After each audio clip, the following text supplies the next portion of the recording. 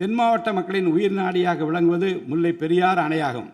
முல்லை பெரியாறு அணை நீர்மட்டத்தை 142 அடி வரை உயர்த்திக் கொள்ள உச்சநீதிமன்றம் 2014ஆம் ஆண்டு ஆணையிட்டதோடு அணையை வலுப்படுத்திய பின் அணையின் நீர்மட்டத்தை 152 அடி வரை உயர்த்திக் கொள்ளலாம் என்றும் அறிவுறுத்தி இருக்கிறது.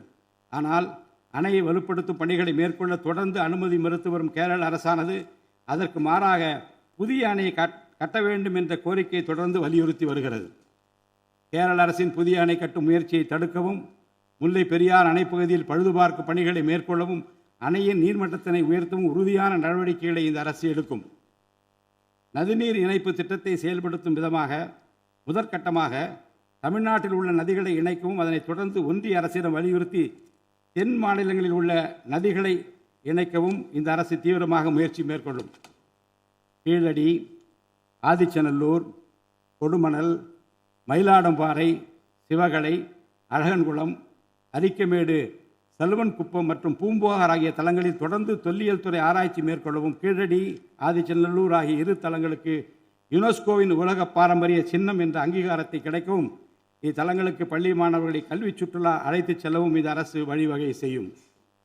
மேலும் ஆதிச்சநல்லூர், கொடுமணல், கங்கை கொண்ட சோழபுரம் ஆகிய பண்பாட்டு தலங்களில் மிக மெய்மை மற்றும் மெய்நிகர் தோற்றம், ஆக்மெண்டட் ரியாலிட்டி, வர்ச்சுவல் ரியாலிட்டி ஆகிய தொழில்நுட்பங்களின் மூலம் சுற்றுலா பயணிகளுக்கு தமிழர் நாகரிகம் மீட்டுருவாக்கம் செய்யப்பட்டு அதன் அனுபவம் வழங்கப்படும். இவற்றுடன் இணைந்து மாநிலத்தின் இயற்கை வளங்களையும் சுற்றுச்சூழல் சமநிலையையும் பேணி காக்கும் வகையில் ஒரு விரிவான நிலையான சுற்றுலா கொள்கை, சஸ்டைனபிள் டூரிசம் பாலிசி வகுக்கப்படும். சுற்றுச்சூழல் பாதுகாப்போடு உட்கமைப்பை மேம்படுத்தி தமிழ்நாட்டை உலகளாவிய பாரம்பரிய மற்றும் சூழல்சார் சுற்றுலா தலமாக இந்த அரசு மாற்றும். வரும் 2036ஆம் ஆண்டிற்குள் தமிழ்நாட்டை $15 டிரில்லியன் பொருளாதாரம் கொண்ட மாநிலமாக உருவாக்கிட வேண்டும் என்ற மாண்புமிகு முதலமைச்சர் அவர்களின் இலக்குடன் தொழில்கள் வளர வேண்டும், தொழிலாளர்கள் வாழ வேண்டும் என்ற கொள்கையில் இந்த அரசு உறுதியாக உள்ளது.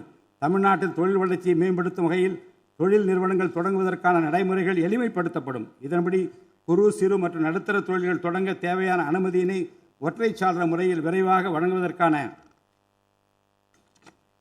நடவடிக்கைகளை இந்த அரசு எடுக்கும். இதன் மூலம் தமிழ்நாடு தொழில் வளர்ச்சி அடைவதோடு லட்சக்கணக்கான வேலை வாய்ப்புகளும் உருவாக்கப்படும். மாநிலத்தின் பொருளாதார நிலைத்தன்மையையும் தொழில்துறை வளர்ச்சியையும் ஊக்குவிக்கும் நோக்குடன் முந்தைய தொழில் கொள்கைகளின் தொடர்ச்சியை பேணுவதோடு தற்கால மற்றும் வருங்கால தேவைகளை கருத்தில் கொண்டு ஒரு புதிய தொழில் கொள்கையை இந்த அரசு வகுத்து உள்நாட்டு மற்றும் உலகளாவிய நிறுவனங்கள் தமிழ்நாட்டில் தங்களது முதலீடுகளை மேற்கொள்வதற்கான சிறப்பு ஊக்கத்தொகை திட்டங்களை இந்த அரசு செயல்படுத்தும்.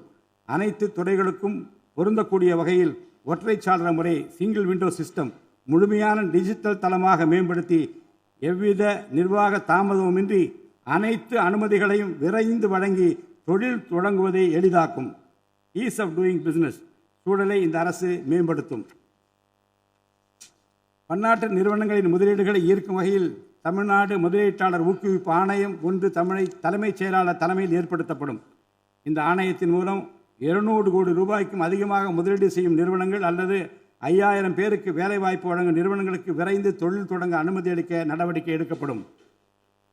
வறுமையில்லா தமிழ்நாட்டை உருவாக்குவது இந்த அரசின் முதன்மையான குறிக்கோள்.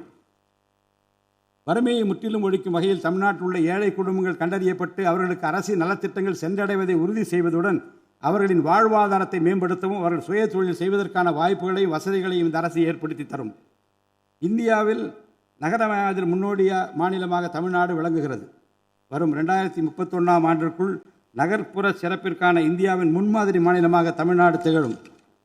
தமிழ்நாட்டில் உள்ள ஒவ்வொரு மாநகராட்சி, நகராட்சி மற்றும் பேரூராட்சியும் தங்களது குடிமக்களுக்கு உயர்தர வாழ்க்கையை உறுதி செய்யும் வகையில் தூய்மையான குடிநீர் விநியோகம், நவீன நகர்ப்புற கட்டமைப்பு, பசுமையான மற்றும் தூய்மையான சூழல், டிஜிட்டல் நிர்வாகம் மற்றும் நிலையான பொருளாதார வாய்ப்புகளை அடுத்த 5 ஆண்டுகளில் வழங்கும். அரசு துறைகளில் உள்ள காலி பணியிடங்களை நிரப்ப குறித்த நேரத்தில் எவ்வித ஒளிவு மறைவுமின்றி தேர்வாணையங்கள் மூலம் தேர்வுகள் நடத்தப்பட்டு முறைப்படி காலி பணியிடங்கள் நிரப்பப்படும். இதன் மூலம் ஆயிரக்கணக்கான இளைஞர்களின் அரசு பணி கனவு மெய்ப்படும்.